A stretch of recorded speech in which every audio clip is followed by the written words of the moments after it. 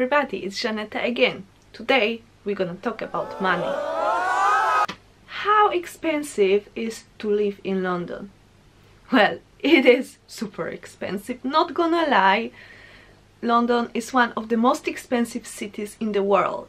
How much money do you have to take with you when you are planning to move to London? Today I'm going to sum up how much money you should probably have in your wallet when you are moving to London, and for example you still don't have a job but your goal is to find a job as soon as possible. We're gonna talk about the situation like in the previous video about the rooms, that you are one person without the family, without the partner, and you don't have anybody in London to support you. Let's start with the rent. I hope you watched my last video, how to rent your first room in London. I will put the link here. And there we talked about different possibilities. Now let's say you already rented the room from the private landlord, which is the cheapest option. And your rent is about £100 a week, which gives you £450 a month, bills included. Now the second biggest amount of money you're gonna spend on is the travel.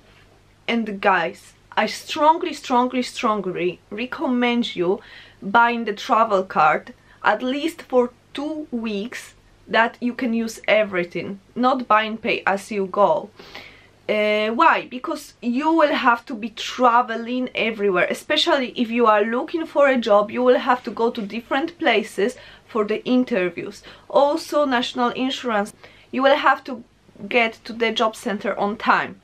Small thing, my first job center meeting I was late 5 minutes, and after I called them and I said, listen guys, sorry I'm late 5 minutes because of the traffic, can I get in? They said no, we have to schedule you another meeting, for which I had to wait like 2 or 3 weeks. So how much is the travel? Okay, let's imagine the situation that you rented this room in zone 4. You got the job in zone 1. This is like the worst case scenario, I would say. Obviously there are worse, because you can be living in zone 6. So I'm taking now the most expensive option for this commuting between zone 4 and zone 1 for 1 month. From the 1st of January 2018 the prices are getting a little bit up, so for the monthly travel card from zone 4 to zone 1 you're gonna pay £188.20. What does it give you? It gives you the possibility of commuting all over London with all the buses you want, whatever time you want, and also traveling with the tube within zone 4 and zone 1, also anytime you want. Doesn't matter if it's a peak time or off-peak time. I understand it's expensive and you would like to save the money on it. So if you already got the job and for example the job is in zone 2 and you are in zone 4, you are the lucky one. You don't have to spend so much money. And of course if you have something very close to you, you can walk. It's a good exercise. Or you can take the bus. The bus is £1.50 now, and I think you would save a lot of money on this. Third thing, very important, your phone. You have to have the phone, you have to have the British number. How much money? Also depends how much money you are willing to spend on it. What is the best solution? Pay as you go. SIM cards like Leica or Lebara, they are very good. Why? Because these SIM cards you can buy in each single of licensed shops. The rates are relatively cheaper than any other, I think. And also they have a lot of nice bundles that will include international calls. It's good to have it because sometimes you would like to just call your mom and you don't have to extra pay for that. Remember one thing, once you buy your card and you buy your top-up, buy a monthly bundle. Why? Because if you just top it up and you don't have a bundle, you're gonna use your credit very quickly and you can find yourself within like 5 or 10 days without any credit, and you will have to top it up again. If you buy yourself a monthly bundle, you know that, for example, you've got 6 gigabytes and unlimited text and calls and things like that. So now let's take a look at the prices of the bundles. This is like I'm showing you now the 50% off for the new customer. So take a look at this one. For the first month, you're gonna pay only £7.50, and later you will have £15 for 30 days. And you've got unlimited UK calls, 100 international minutes, unlimited UK text, 6 gigabytes, which I think is fair enough, European Union roaming. And also here we've got the list of the countries that are included in this 3 minutes. I think it's quite a lot. It's okay. Includes landline and mobile as well. And I will tell you, I have my number in Leica now, and I always take this one.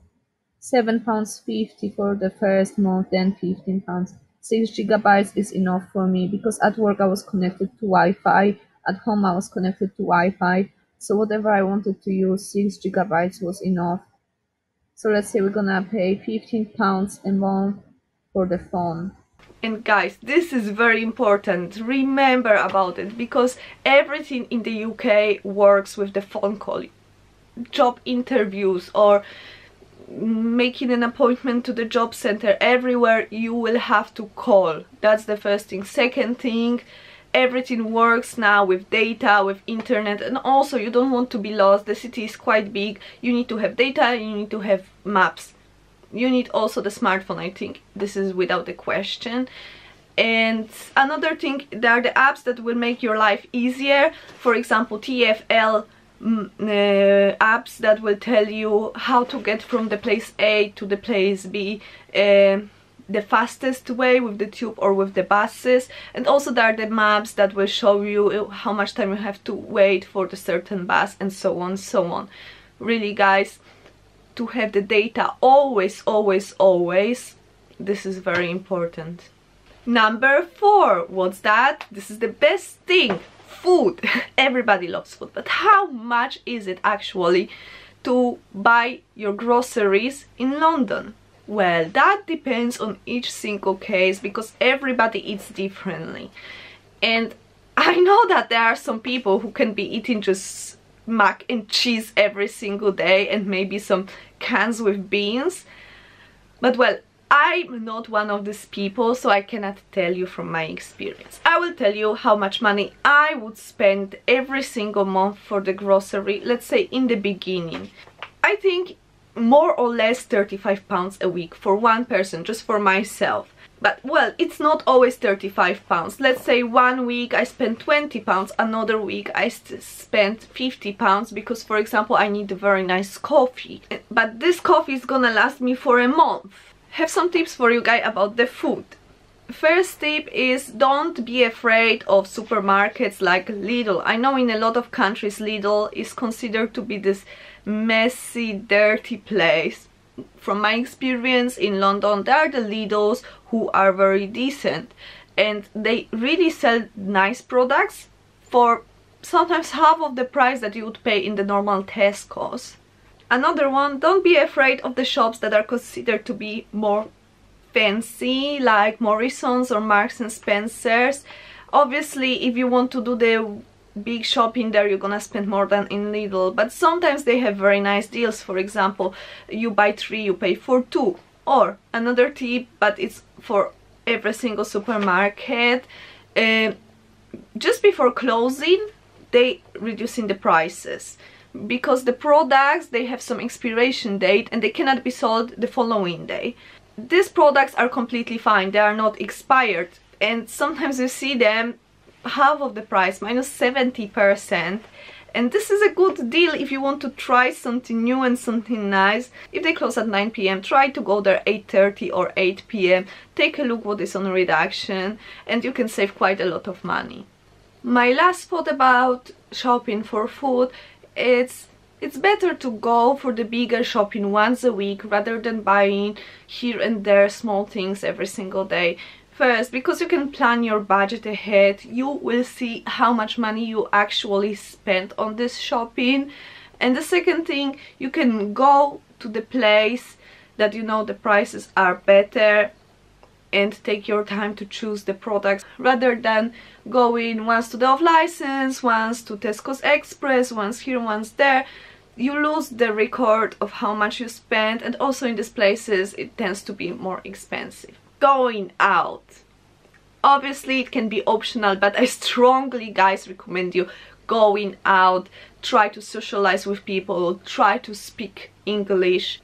Is going out expensive? Hard to say. Let's take a look at what I prepared for you. On the first weekend you are going to the pub with your friends or workmates and you drink 3 pints of beer. And let's say the pub is not super fancy, so you would pay £4.50 for a pint. This night you spend almost £14 on the drinks. The next weekend you want to go to the cinema, and let's say you don't buy all these popcorns and stuff like that, so on the ticket you would spend about £15. The third weekend you are eating out, and I'm not talking now about something super fancy, just a decent place, not McDonald's, and you would also spend about £15 for a meal. The weekend number 4 you stay in home, or you are checking out some attractions that are free in London. You can watch some of my videos. I show quite a lot of places in London that you can go for free, or you just pay some small amount of money to visit these places. Museums are free in London. This is great. Only like temporary exhibitions are paid, but National Gallery, Design Museum, things like that, they are free. You have to go. So summing up, it's about £44 a month. There are all the small things that you have to buy for the house or for yourself when you arrive to London, because obviously you didn't take a camel with 5 bags with you. You just came probably with 1 or 2 bags to London. So obviously you will need a duvet, obviously you will need the pillows. Where to buy it? I would strongly recommend you Primark, IKEA or Wilko. Them places, they sell this kind of things quite cheap. And I'm not talking about the quality, because in the beginning you can survive without a fancy duvet and it's fine. So let's say in Primark for the duvet you would pay about £13, and for the pillow you would pay maybe £9. Then taking a look at the house, obviously you will have to buy some cleaning products, things like this.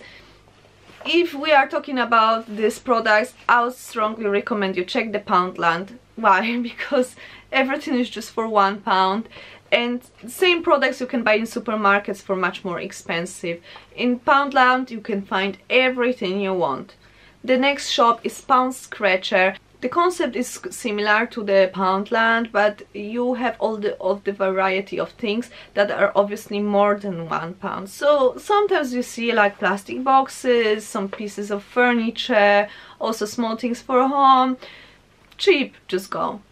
Another place, obviously Wilko. They are cheap and they have nice designs. Now the toiletries. This is very personal, because some of you guys would just like to have 1 shower gel, 1 shampoo, and that's enough. And some of you would like to have all of the variety of different things. So I cannot tell you how much exactly you're gonna spend on that. But don't take it from your country, because it's very, very cheap in the UK.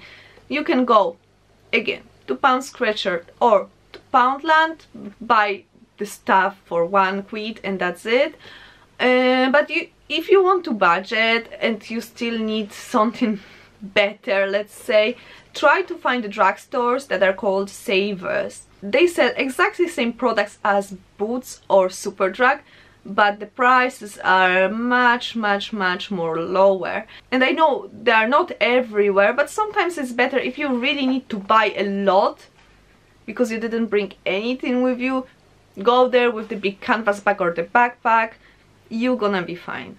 Then small things like something that you are missing in the house, I don't know, you want to buy yourself socks, panties, towels, whatever, you need to also count it. So for all of these things, I would say give yourself an allowance for about £100. The last thing that you will have to pay once you come to London is your deposit. We talked about it in the previous video. The deposit can vary, depends on your deal with the landlord, but let's take the deposit of 2 weeks in advance, which gives you £200. So now I want to sum up everything. Let's start with the rent. We said 450, public transport 188.20, phone 15, food 160, going out 44, toiletries, homeware and so on £100, and the deposit £200. Everything gives us £1,157.20p. So let's say £1,150 to make it easier. You would say, what? £1,150? Trust me guys, it's not a lot. Because you're gonna see this money flying out of your wallet like crazy. Why I recommend you to take this amount of money at least? You need to be, guys, covered for at least 1 month, seriously. Because imagine you are there all by yourself and once your money finishes, what you gonna do? Better to take more money rather than less, because I will tell you, in London you will never have too much money. Also with this, you will feel more secure and less stressed. You will have a lot of stress in the beginning. So why stressing about the money? Now you have to concentrate on getting the nice job, getting everything done, settling down, not the money. This is just an example, because I would say it's better to be covered for 1 month. But if you found a job immediately like that once you arrive to London and your job is paying you weekly, you are in much more better situation, because you know that every week you will have a certain amount of money coming to your bank account and you can feel safe. Some of the jobs they pay monthly and you have to wait for that a bit longer, and this is why I would recommend you to be covered for 1 month minimum.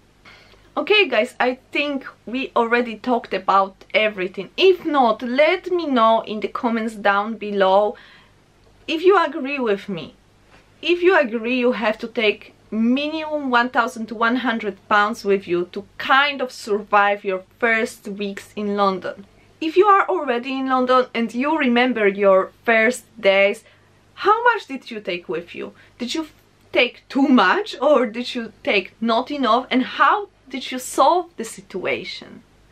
My last thing guys, seriously, don't worry. As I always say, beginnings are very harsh for most of the people in London, and you eventually gonna be in the situation that you feel secure. Just you will have to be out of the comfort zone for the, let's say, first few months, depends on you.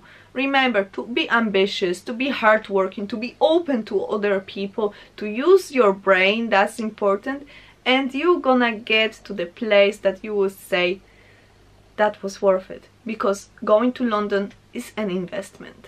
Thank you very, very much for watching this video. Thank you for coming back to my channel.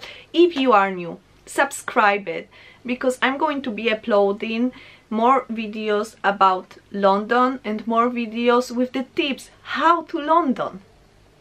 If you liked this video, give me thumbs up. If you didn't, give me thumbs down, it's fine, and share your thoughts and opinions down below in the comment section. Thank you very, very much for coming here, and I hope I will see you next time. Bye bye.